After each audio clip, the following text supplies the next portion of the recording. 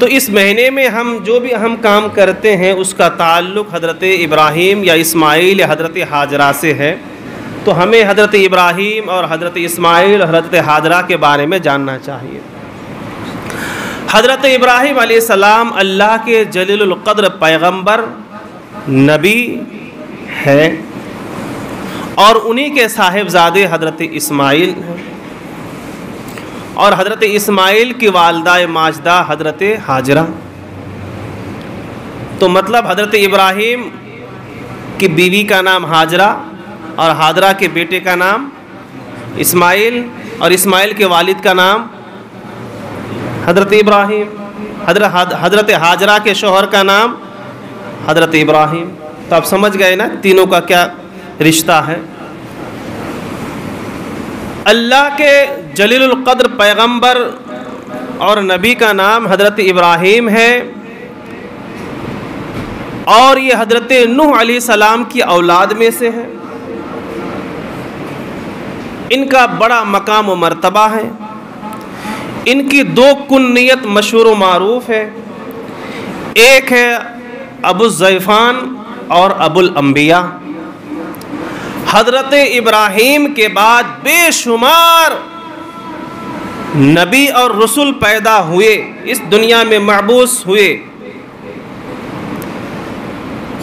जितने भी अंबिया वो रसूल हज़रत इब्राहीम के बाद आए वो सब के सब हज़रत इब्राहीम की औलाद में से है।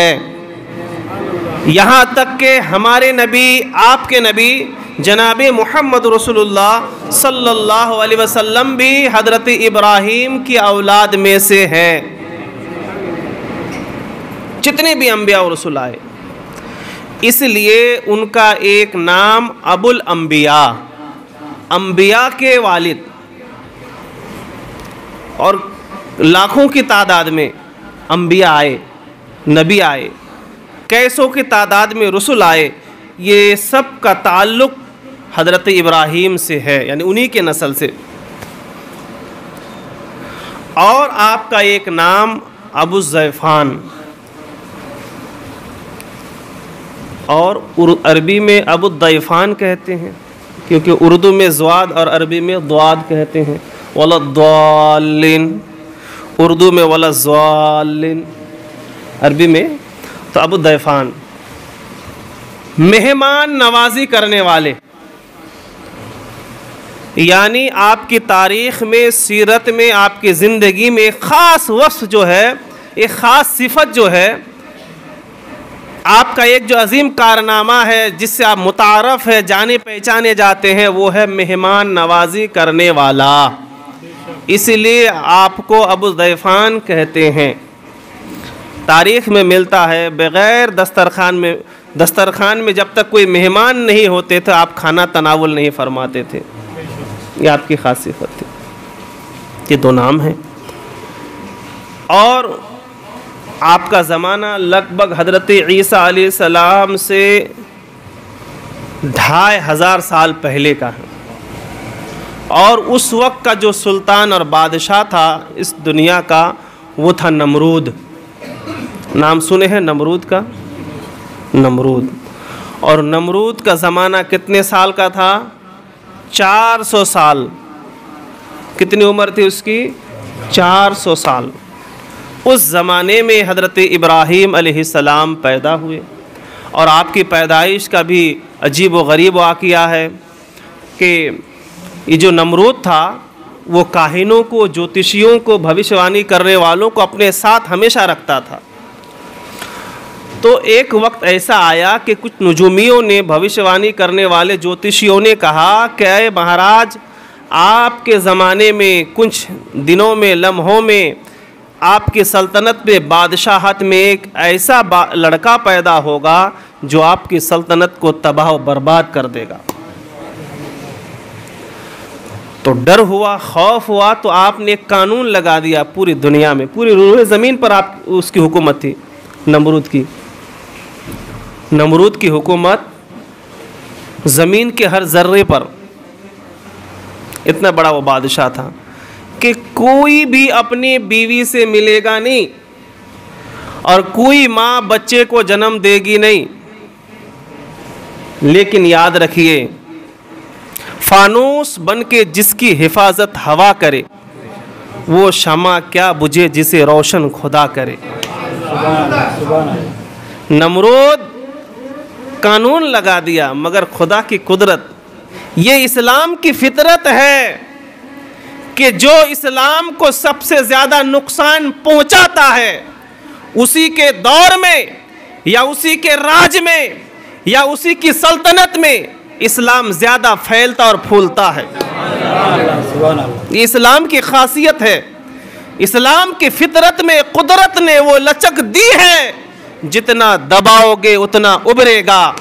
अब तक मुसलमान सोए हुए थे। ये हमारी गलती और हम खाती है कि हम वो चीज़ लोगों को नहीं बता पाए या लोगों को ऐसा बेदार नहीं कर पाए जैसा उलमा का काम था। लेकिन किसी जालिम व जाबिर बादशाह और हुक्मरान ने मुसलमानों को जगा दिया, बेदार कर दिया। हम तलाक़ सलासा नहीं जानते थे, लेकिन उस कुरान के पाठ को आज एक एक मुसलमान जानने लगा कि तलाक़ सलासा है क्या।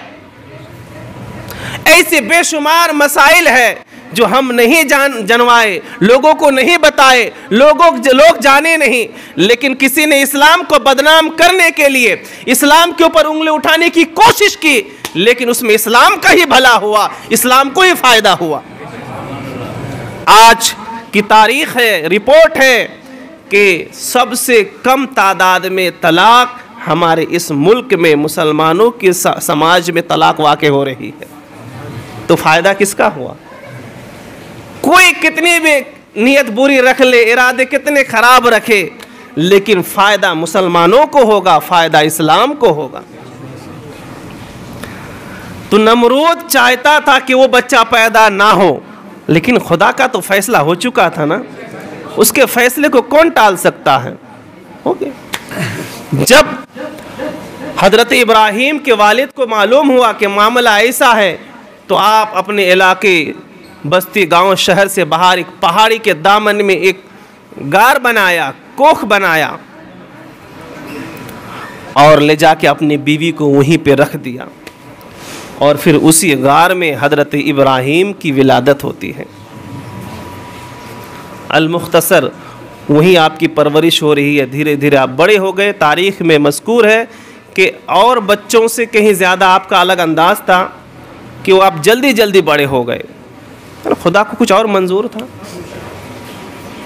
और फिर देखते ही देखते नमरूद, जिसकी हुकूमत पूरी रूए ज़मीन पर थी, ज़मीन के हर हिस्से पर जिसकी हुकूमत थी, उससे पंगा लेने वाला कोई नहीं था।